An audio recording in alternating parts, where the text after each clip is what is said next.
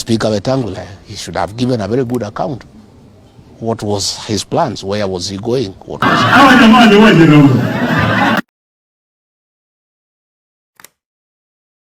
the stories that are being advanced are not making much sense, and I think there is need for clarity, because when I remember in 1975, J.M. Kariuki was at the Hilton Hotel, and he was called by his kinsmen, people he trusted, and he was never seen again. So Kenyans are asking, who are the last people to be seen with Cyrus Jirongo? Why are they quiet? Mostly they were his kinsmen, people he trusted, people he knew. Why are they quiet? We haven't heard them give a good account. Speaker Wetangula, he should have given a very good account. What was his plans? Where was he going? Moses Wetangula has finally spoken after his name was dragged into claims surrounding the death of Cyrus Jirongo, and the timing matters. Ati Jirongo alikuwa Nairobi Garden na Wetangula. Anatoka hapa anaenda nyumbani kwake huko Garden. Kijini, ndio? Anapatikana Naivasha. Na gari haitoka inaangalia, ukisema labda alikuwa anaamua kwenda Kitale, maana kuna mtu Kitale hapa Uganda. Gari inaangalia wapi? Nairobi. Na yule mtu ambaye anaendesha vile mambo ilikuwa ni driver wa basi peke yake. Hiyo basi ilikuwa na watu 67 wanaenda Busia, wote walikuwa ni Waluhya. Na Waluhya wote wanaenda kupeana testimony. Waluhya sasa ambao walikuwa wanatuambia vile waliona vile maneno yetu. Mmesikia Waluhya wakiongea? Hiyo basi ilikuwa na mtu kweli. Hawa jamaa ni wote ndio. The controversy didn't begin in government. It started with Professor George Wajakoya. He publicly questioned the circumstances of Jirongo's death and placed responsibility squarely on the state. Mimi nataka kuuliza serikali ya Ruto maswali matatu. Swali la kwanza, there have been no government statement ya kuelezea sisi kwamba ile probox ambayo ilikuwa imebeba kina nani, na ule mzigo ambao ulikuwa kwa hiyo probox ilikuwa ni mheshimiwa ama ilikuwa ni mtu mwingine. Niseme nisiseme?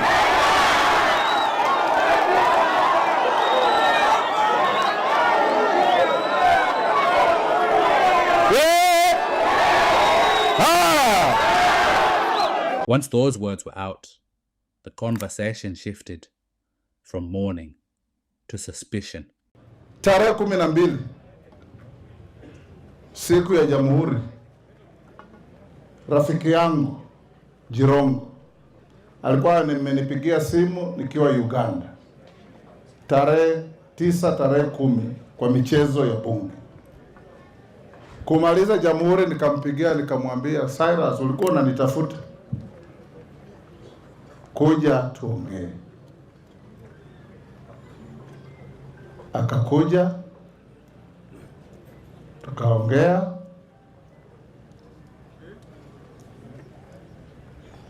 Akaniambia mwaka huu ukianza mama yako alikufa, na mnajua mama yangu Ann na Bahwana alikufa. Kasema, ndugu yangu, nilikuja huko lakini watu walikuwa wengi zaidi, sikuweza hata kukufikia. Na sasa umepoteza ndugu yako mkubwa Mwalimu, na yeye pia ni rafiki yangu. Wakati huu vile umeniambia mtazika tarehe 19 mwezi huu, nitakuja tarehe 18 tulale pamoja, ili tarehe 19 tumzike ndio turudi Nairobi. Tukaketi pamoja kutoka saa 2 jioni, na mbaluya mwingine anaitwa Redman Malala na generali mwingine anaitwa General Tuwei wa Athletics Kenya. Kutoka saa 2:30 ilipofika saa 3 tulikuwa tumepoteza mbunge moja kutoka Mazeras, Pwani. Nikamwambia Cyrus, mimi kesho naenda Mazeras. Nimemwambia mbunge wenu Nabii kuja unisindikize tuende kuzika mbunge huyu anaitwa Dena. Saa 3:30 mimi nakawacha Asubuhi nasikia habari Jirongo amekufa kwa accident Naivasha. That is how close it is to me. Mtu mmekula na yeye, mumekaa meza moja, mumewachana, unaenda nyumbani, asubuhi unaambiwa hayuko tena. It touches me personally. Ndio nikiwa hapa sitaki makofi wala kucheka. Niko na huzuni kubwa because Cyrus has touched my life before. Na yeye tumesaidiana mambo mingi ya kusomesha watoto, ya kushauri watoto, ya kufanya siasa, ya kuunganisha watu wetu na mambo mengi. Mimi wakati huo nilikuwa wakili wake, akifanya kazi yake ya biashara hapa na pale, nikiwa wakili wake.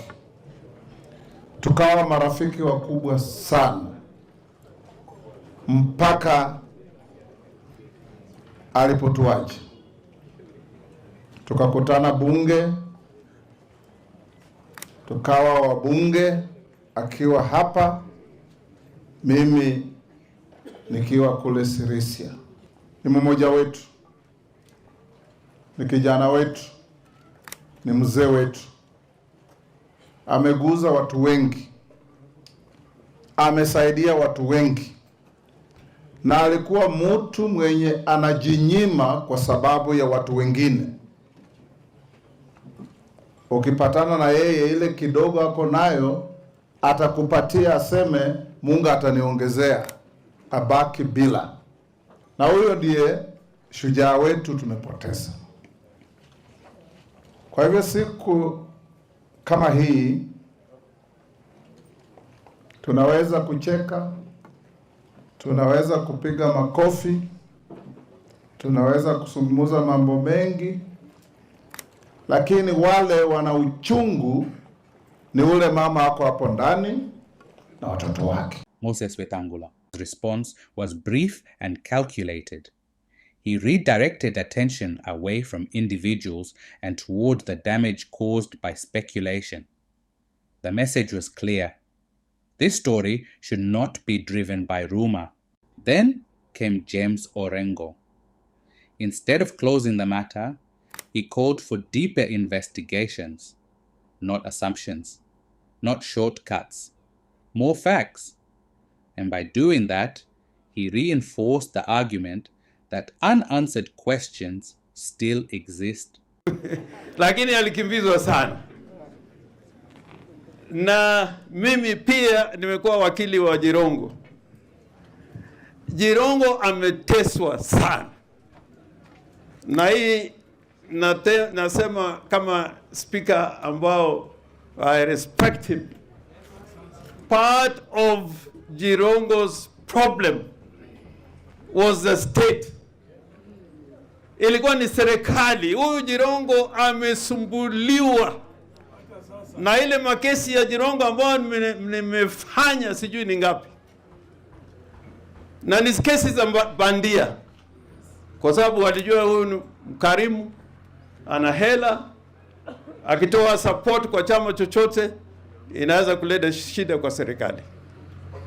Sasa huyu jamaa, ndugu yetu hodari, shujaa, ameteswa sana sana, na hata maswali ambapo Wajakoya ameuliza lazima zichunguzwe vizuri.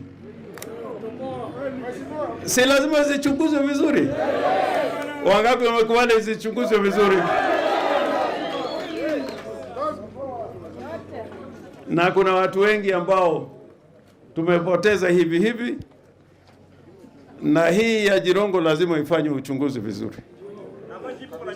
Na mimi naweza kutoa nguo yangu ya gavana, ni wakili vile nilikuwa wakili wake.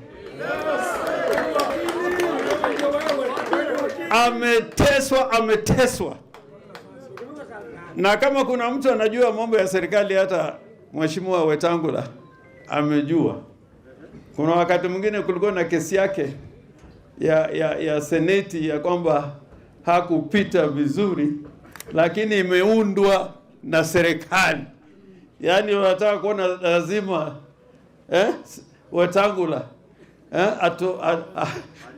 afurushwe asiwe senator. Na hizi zilikuwa ni mambo tu ya serikali ambao wamebandikia senator wakati ule Wetangula. Mimi nikasimama pale, tukafanya hiyo kesi, tukashinda. With Wajakoya raising blame and Orengo demanding scrutiny, the spotlight has shifted. The pressure is no longer on personalities. It is on institutions. And that's where this becomes uncomfortable. This is no longer just a reaction story. It's a test of transparency, a test of accountability, a test of how authority responds when challenged. Moses Wetangula has spoken. Wajakoya has accused. Orengo wants answers. What happens next will determine whether this story fades or explodes further.